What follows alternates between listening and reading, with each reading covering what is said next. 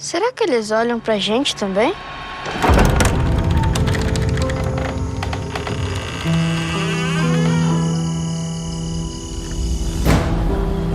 Você ouviu falar de uma barragem que estourou em Minas? Morava lá. Eita. Ele chegou a preparar o solo? Nunca me disse o que ia plantar aqui.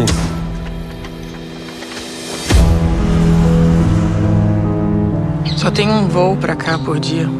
Quando eu cheguei, já estavam terminando o sepultamento. É bem estranho estar aqui. Eu fico meio mexida.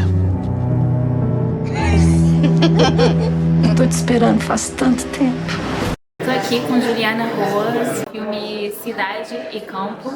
E a minha primeira pergunta para você é exatamente o título, que eu acho que é essa poética do ponto e vírgula, uma pausa no recomeço. Sim. E quando você escolheu esse título, você já tinha a intenção de fazer essas duas narrativas, sendo essa pausa do campo para a cidade e o inverso também. É isso, né? É uma linguagem de que é um ponto, né? Tem uma pausa, mas também tem uma ideia de continuidade, né? Porque está na mesma sentença, a cidade e o campo, né? E é isso que eu queria para o filme, né? Que fosse um filme em duas partes, que fossem duas histórias com personagens diferentes, em locais diferentes, mas que tivesse também uma relação, né, entre esses dois espaços e entre elementos dessas histórias.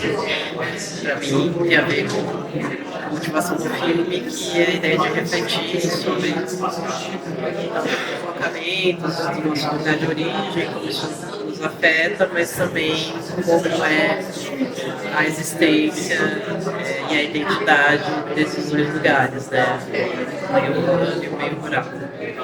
E você trata muito nos outros filmes também, o Trabalhar Cansa ou Boas Maneiras, dessa relação do patrão, empregado e agora com a precarização do trabalho, com o aplicativo, mas tem uma ideia aí que não tinha visto antes, que é o trabalho rural, que entra.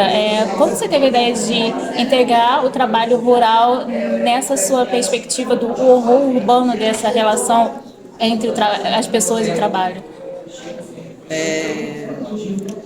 Acho que o trabalho rural, acho que ele entra num aspecto diferente, né? Acho que na cidade tem a ver com elementos que eu venho falando nos outros filmes, né? Que são as relações de trabalho, mas nesse filme fala sobre isso, né? Sobre a precarização e que se chama da uberização, né? Da força de trabalho, né? Que eu achava um elemento interessante assim para a história da Joana, né?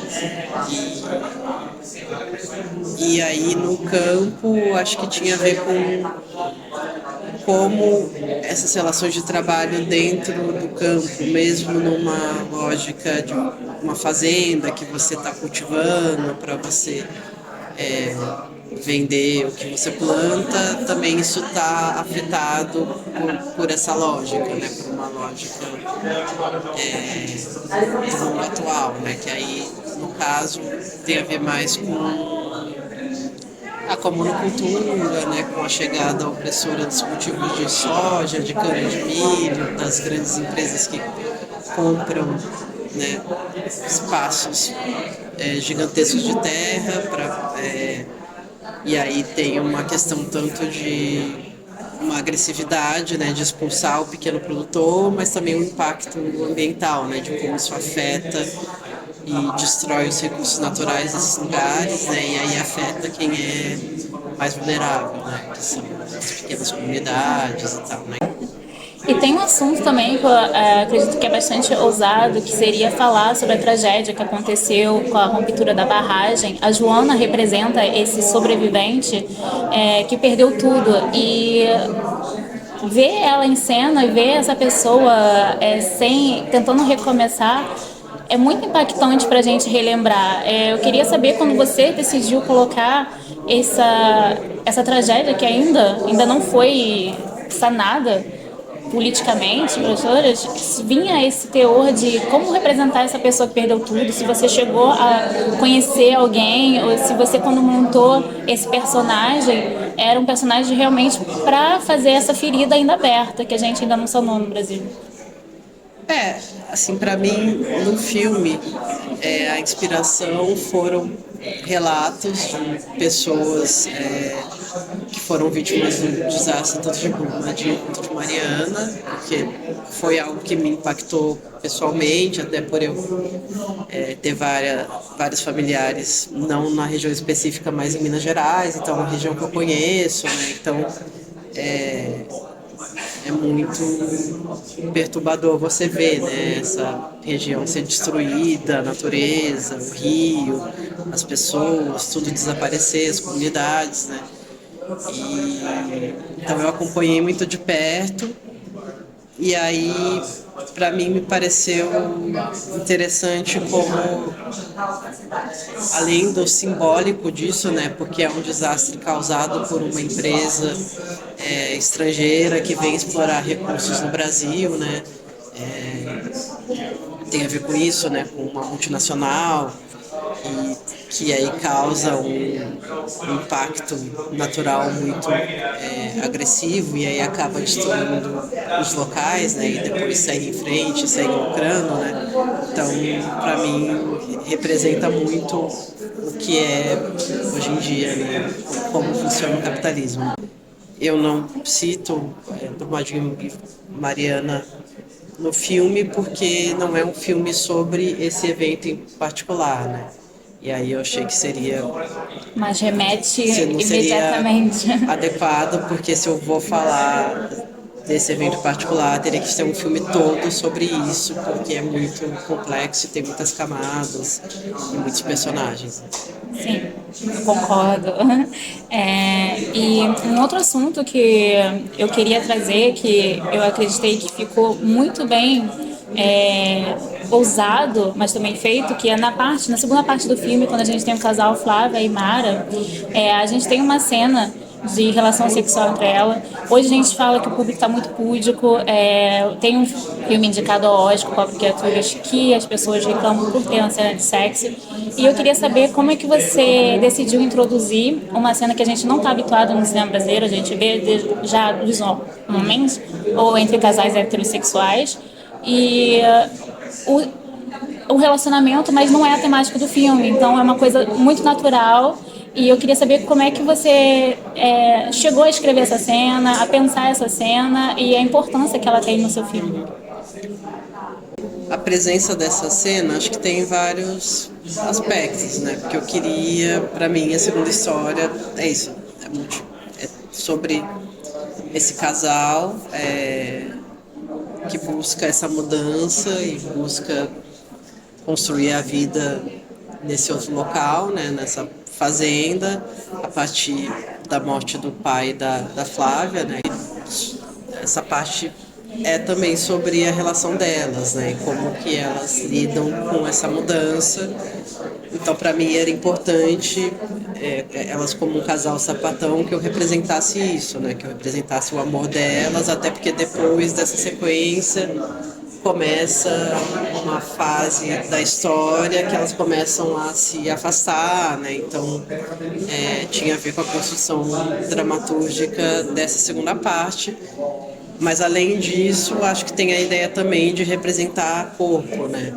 E como a Mirella, que faz a Flávia, falou no debate da Premiere, né? Tem também a questão de serem corpos que não são geralmente representados nos filmes e ainda mais em cenas assim, né? Que são corpos sapatões, um corpo gordo, um corpo negro. Então tem uma importância criar essas imagens e também a ideia de que o corpo também é um território, né? A gente queria construir esse olhar também, né, do corpo como um espaço de afeto, né, mas também, enfim, o corpo em si como também um espaço, uma identidade. E para finalizar, a gente não tocou ainda no aspecto fantástico do filme, fantasmagórico, E eu queria saber, quando você criou essa atmosfera, se você tinha alguma inspiração. Para mim, me remeteu ao Tio Boomer, o filme que ganhou o Festival de Cannes em 2010, do Apichatpong. Eu não sei se você tinha visto, teve referência desse filme, ou quais foram essa referência fantasmagórica do filme que você trouxe. Assim, com certeza, sei lá, eu assisti muitos filmes que lidam com fantasmas, com relação com a natureza, buscando inspiração, né? Eu lembro que tinha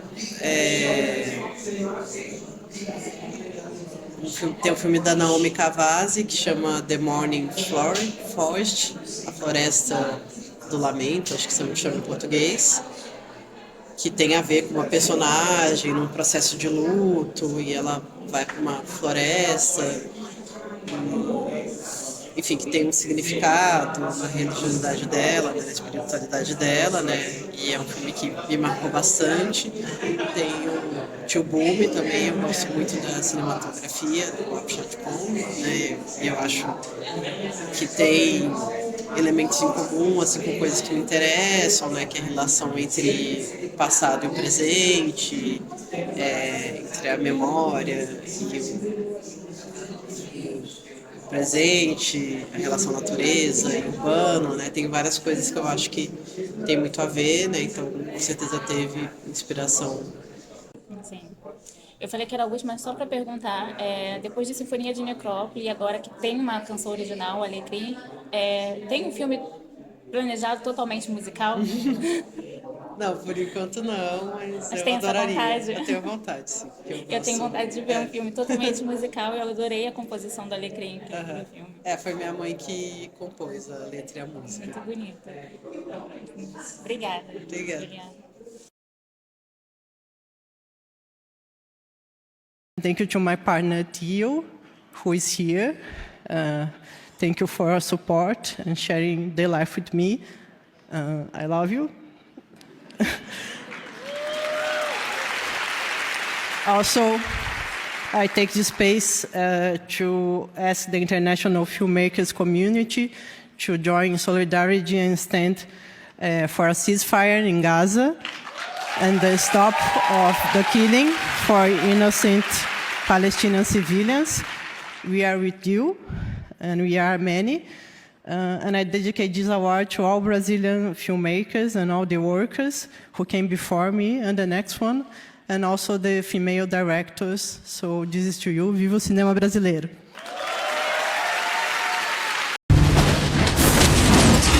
Nem sempre a gente entende o que vê. No escuro, até uma árvore vira uma pessoa.